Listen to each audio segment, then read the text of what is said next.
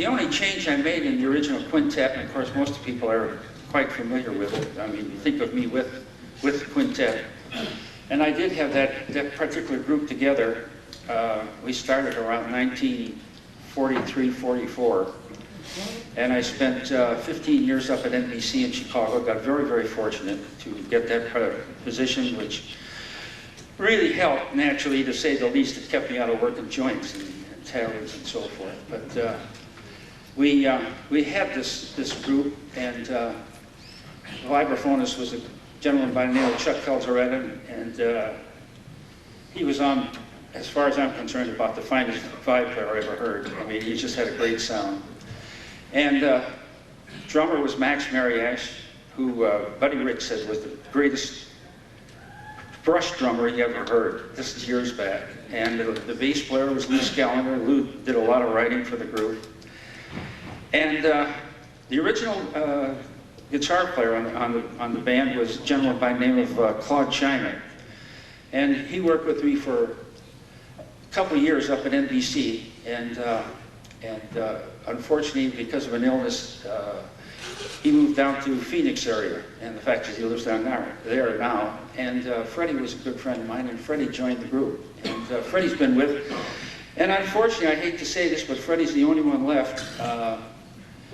Chuck and Max and Lou are gone, so they're no longer around, but we did a lot of things together. But my whole plans changed an awful lot after that, and I had the studio like they mentioned about from 60 to 65. And then I was with Columbia Records, and fortunately some gentleman wrote to me in Germany and had a record company in Germany, and he was an accordion player and piano player, and he built a studio and was a multi-millionaire, and wrote me a letter and said, "How'd you like to record for me? But for European sales." And that started a whole new ball game for me. It was 1966, and the first album I did for this gentleman was in San Francisco, and he came to the States along with the producer, and we did an album there for him, and he was pleased with it, and he said, "Well, I'd like to have you do 2 albums a year, but I want you to do them in Germany." I said, "You're on." And so that started a new regime for me. I started going to Germany to record 2 albums a year. I did 16 albums for this company. And that started a whole thing. I was very, very surprised because of my work at NBC. People were familiar with me, and a little bit in Europe. And so then I started touring in Europe. And like I mentioned before, I've made 35 trips there since 1967. And tours, I've done everything that I could possibly think that I might want to do with the instrument, and more. And I tried to do things with the instrument that I wanted to prove that the instrument could get away from the ethnic thing. There's nothing wrong with the ethnic thing. They're my best friends, they're great players. But I wanted to prove that the instrument could be classified in the jazz field.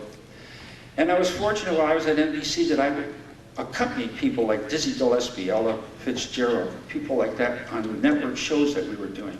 And they became friends of mine, and consequently, when I went to Europe and that, I started doing these jazz festivals. There's no accordion players playing the jazz festivals. So I've had one hell of a career. I'm very, very lucky to have done all this things. I wasn't just in the accordion field. I mean, I got very, very lucky with being at NBC, and I had followers that weren't accordion people, but were people that liked music and helped. Hopefully that helped the accordion image. That was what I was trying to do.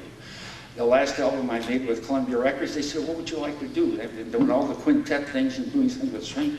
I said, "I want to do an album with horns." I did an album with 2 flugel horns, a trombone, and a baritone sax, and bass, drums, and myself. And I had a ball doing it, because you have to play different when you're playing with horns. But I wanted to prove that it could be done, and it has been done. And of course, musicians are doing it now. I mean, the guys are playing and doing it. We were at a get-together in California at a party, and a lot of accordion players were there. Frank and Kenny were there, and Pete Jolly was there. and Julie Eddy, you possibly know the name, making the accordions and so forth.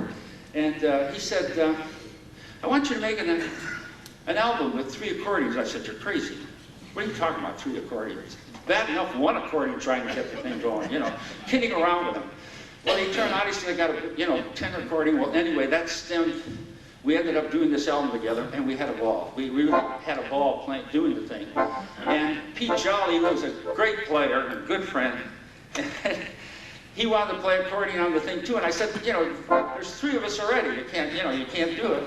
So he played electric piano, and I'm glad he's playing piano because there's another great accordion player. I moved down to Scottsdale, Arizona, with the thought that maybe there's no accordion players down there, so I have no competition.